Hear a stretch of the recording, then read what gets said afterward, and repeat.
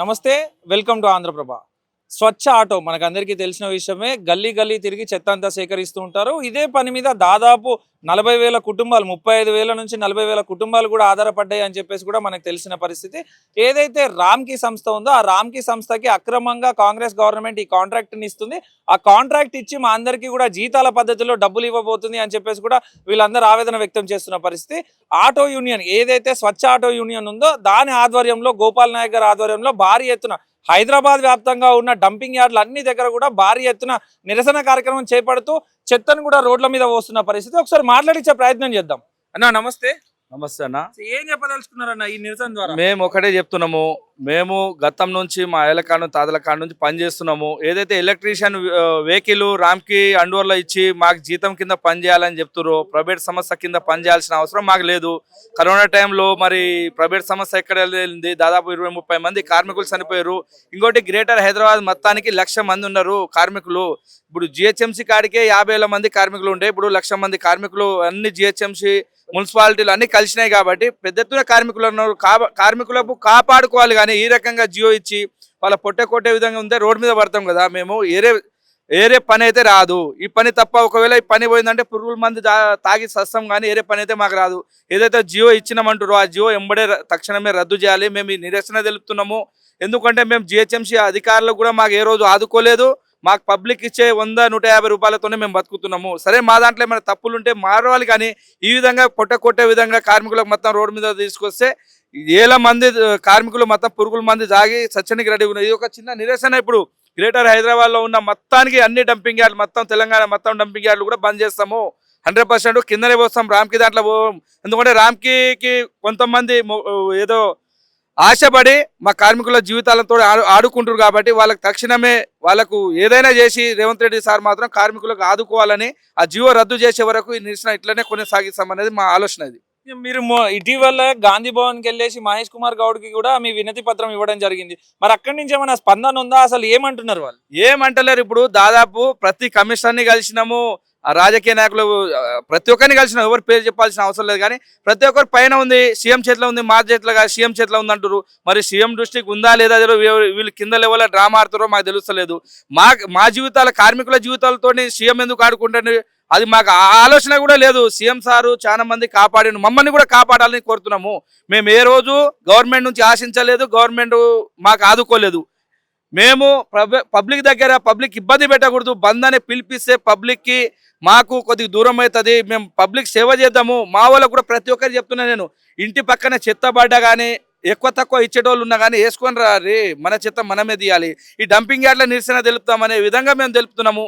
లేదు కాదని తీసుకొస్తే కాలనీ వాసులకు కూడా మేము ప్రతి హోటల్కి కాలనీ వాసులకు, కాలనీ ప్రెసిడెంట్లకు అందరినీ తీసుకొచ్చి కూడా రోడ్డు మీద బెటాయిస్తాం. ఆ రోజు బంధు తెచ్చేదాకా గవర్నమెంట్ కానీ ప్రభుత్వాలు కానీ ఎవరైనా ఈ నిర్ణయాన్ని వెనక్కి తీసుకొని మాకు కొత్త జీవో ఇచ్చి కార్మికులకు ఆదుకోవాలని చెప్పడం జరుగుతుంది. మాది హైదరాబాద్ వ్యాప్తంగా ఉన్న డంపింగ్ యార్డ్లు అన్ని కూడా ఇట్లా చెత్తమయం రోడ్డు మీద పడేసి నిరసన తెలుపుతున్నారు. ఈ నిరసనకు కూడా కాంగ్రెస్ గవర్నమెంట్ కానీ, రేవంత్ రెడ్డి కానీ, లేకపోతే ఇతర అధికారులు, జిహెచ్ఎంసీ అధికారులు కానీ స్పందించకపోతే మీ తదుపరి కార్యాచరణ ఎట్లా ఉండబోతుంది? మేము ఒకటే చెప్తున్నాము, 100% మా బతుకులతోటి ఎవరు ఆడుకోకూడదు. ఒకటి, మేము చెత్త తీసే కార్మికులము, మమ్మల్ని గుర్తించండి. మా పని దాంట్లో మాకే ఏదైతే 40,000 కోట్లు ఏదో రామ్కి ఇచ్చి వెహికల్స్ వాళ్ళ ద్వారా పని చేపిస్తామంటారు. మా కార్మికులకి ఇవ్వండి, మా కార్మికులకు గుర్తించేయండి.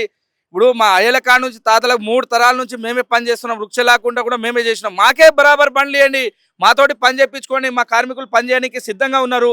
ఒకటే చెప్తున్నాము, ఒకవేళ ఏదైతే దొంగ జీవో మాకైతే రేవంత్ రెడ్డి సార్ జీవో ఇవ్వలేదు, వీళ్ళంతా కింద ఉన్న అధికారులు మొత్తం డ్రామా ఆడుతారని ఆలోచన ఉంది కాబట్టి మేము ఈ నిరసన తెలుపుతున్నాము. ఈ నిరసన రేవంత్ రెడ్డి సార్ దాకా పోయి కంపల్సరీకి మమ్మల్ని ఆదుకున్నాడనే నమ్మకం ఉంది.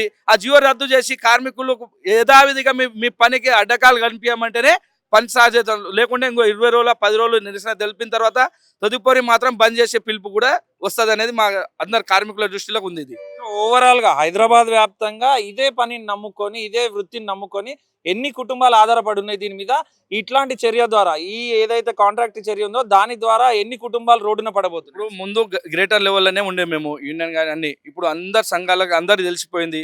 గ్రామ పంచాయతీలు కానీ మున్సిపాలిటీలు కానీ జిల్లాల నుంచి కూడా వస్తున్నారు. 1,00,000 మంది ఉన్నాము తెలంగాణ రాష్ట్రంలో. 1,00,000 మంది పనిచేస్తున్నాము. మేము కార్మికులము, స్వచ్ఛాటో కార్మికులము. ఏ విధంగా మమ్మల్ని తీసేసే హక్కు ఎవరికి లేదు. 100% మేము ఇండియా నుంచి చెప్తున్నాము. ఒక ప్రైవేట్ కంపెనీలో పనిచేస్తేనే 2-3 సంవత్సరాలు పనిచేస్తేనే వాడిని తీసేసే హక్కు ఎవరికి లేదు. అలాంటిది మేము 40 సంవత్సరాల నుంచి పనిచేసేటప్పుడు మమ్మల్ని తీసేసే హక్కు ఎవరికి ఉంది?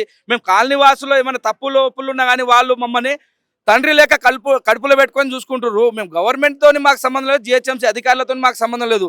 ఏదైతే బండ్లు ఇచ్చిరో అవి కూడా మాకు సివిల్ మొత్తం దెబ్బతిన్నాయి. ఒక్కరి సివిల్ కూడా లేవు. ఇప్పుడిప్పుడే మా పిల్లలకు చదువులు చదివించుకుంటున్నాము. మంచి దారిలో నడిచేటప్పుడు ఇలాంటప్పుడు మా పొట్ట మీద కాలేసి తొక్తామంటే ఏ విధంగా మేము సహించము. మాకు ఒకటే దిక్కు, ఈ జియో రద్దు కాకుంటే పురుగుల మందు దాగి చావనికైనా సిద్ధము. ఏదైనా డిసిషన్ తీసుకొని రెడీగా ఉన్నాము. ఆడదాకా గవర్నమెంట్ తెచ్చుకోకూడదు అనేది మా బాధ. వింటర్ అనుకుంటున్నారా? గవర్నమెంట్ అనేక విధాలుగా చాలా మంది నిరసన వ్యక్తం చేస్తున్నారు. రిటైర్మెంట్ ఎంప్లాయీస్ కానీ, అన్ఎంప్లాయిడ్స్ కానీ అందరూ కూడా చాలా ఆగ్రహంగా ఉన్నారు గవర్నమెంట్ మీద. సో ఇప్పుడు మీ నిరసన ద్వారా వాళ్ళు పట్టించుకొని మీ కడుపు కొట్టే ప్రయత్నం చేయరు అని అనుకుంటున్నా. అదే అనుకుంటున్నా. ఎందుకంటే గతంలో కూడా ఇప్పుడు మన రేవంత్ రెడ్డి సీఎం సారు కార్మికులకు నేను కాపాడుకుంటా అని అప్పుడు కూడా హామీ ఇవ్వడం జరిగింది కాబట్టి గెలిపించుకున్నాం మేము అందరము. అప్పుడు మేము చాలా సార్లు గత ప్రభుత్వాలకు కూడా మేము లెటర్లు ఇచ్చినాం. డబుల్ బెడ్రూమ్ ఇవ్వండి, మేము ఇళ్లలో అట్లా కిరాయికుంటుంటే మాకు కాల్ చేపిస్తున్నారు, చెత్త బండ్లు ముందలు పెడుతున్నారు, కాల్ చేపిస్తున్నారు, మమ్మల్ని ఆదుకోండి అంటే వాళ్ళు కూడా ఆదుకోలే. జిహెచ్ఎంసీలో కరోనా టైంలో ఆదుకోలే. రేవంత్ రెడ్డి సార్ కూడా మేము కలిసి ఇప్పుడు ఇచ్చినప్పుడు మీకు కంపల్సరీ మన గవర్నమెంట్ వస్తే ఆదుకుంటామని చెప్పారు. కానీ ఈ విధంగా కింద కొంతమంది అధికారులు రామ్కి కుమ్మక్కై ఈ డ్రామా చేస్తున్నారని ఉంది. రేవంత్ రెడ్డి సార్ దృష్టికి పోతే మమ్మల్ని ఆదుకుంటాడనే నమ్మకం ఉంది. ఎందుకంటే ఆ రోజు మాట ఇచ్చిండు, ప్రజాపాలన మన పాలన వస్తే మేము మిమ్మల్ని అందరినీ ఆదుకుంటా అని చెప్పిండు. కాబట్టి ఆ నమ్మకంతో మేము ఈ నిరసన తెలియజేయడం జరుగుతుంది. ఇప్పుడు చెత్త తీసేది మీరే, గవర్నమెంట్ ఆఫీసులలో కూడా మీరే చెత్త తీయాలి. మరి గవర్నమెంట్ ఆఫీసులలో ఏదైతే మీ పనిని దొంగతనం మీ పనిని కాంట్రాక్ట్కి ఇచ్చే అధికారులు ఎవరైతే ఉన్నారో ఆ పనిని చూసే అధికారులు వాళ్ళ ఆఫీసులలో చెత్త మీరు తీస్తున్నారా, లేకపోతే అక్కడ అట్లనే పెట్టేమని నిరసన చేసే ప్రయత్నం చేస్తున్నారా? లేదు, చెత్త అయితే ఎక్కడ రోడ్డు మీద పడనీయము. ఇళ్ళల్లో కానీ చెత్త ఆపము, హోటల్లో ఆపమేము. ఇది మేము డంపింగ్ యార్డ్ దగ్గర నిరసన చేసుకునే హక్కు మాకు ఉంది కాబట్టి ఇక్కడనే చేసుకుంటున్నాము. స్కానింగ్ అనేది మార్నింగ్ చేస్తారు, ఎస్ఏపీఎల్ చేస్తారు. ఆ స్కానింగ్ తోటాలకి బంద్ చేసినాం. ఎందుకంటే అది కూడా రామ్కి చేస్తుంది. ఇప్పుడు రామ్కి జిహెచ్ఎంసీ కుమ్మకై మా పైన ఇన్ని జియోలు తీసుకొస్తున్న రామ్కి మేము డబ్బాలో ఎందుకు చెత్త పోయాలి? అదేదో జియో రద్దు అయితేనే మీకు పోస్తాం. మా వల్లనే మీరు బతుకుతారు. కోట్లు తింటుంది. మేము అక్కడ ఇంటింటికి తిరిగి పొద్దున్న మా పిల్లలను సంకలేసుకొని బండ్లకు జోల కట్టుకొని మేము తిరిగి చెత్త తీసుకొస్తుంటే ఈడ పోసిన తర్వాత నువ్వు జవహర్ నగర్ తీసుకొని కోట్లు తింటున్నావు మా వలన.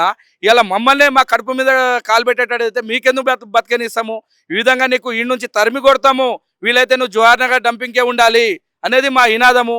చూస్తాం, ఇంకో 10 రోజులు చూస్తాం. అందరం చర్చించుకొని ఏరే విధంగా స్టెప్ వేస్తే మాత్రం మొత్తం బంద్ చేసి కూర్చుంటాము.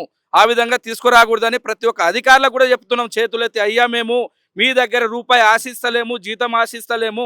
ఇప్పుడైతే మా అయ్యల 5 రూపాయల కాను పని చేసినాం. ఆ రోజే నువ్వు సిస్టమేటిక్ పెట్టినుంటే జీతం వచ్చి ఉంటే మేము మంచిగా చదువునేటోళ్ళం కదా. ఈ చెత్త పని మా నాయన వాళ్ళు నేర్పించింది ఇదే పని, ఏరే పని రాదు మాకు. కాబట్టి ఖచ్చితంగా మా హక్కులు మేము సాధించుకోవాలని దేనికైనా సావని కూడా సిద్ధంగా ఉన్నాం మేము.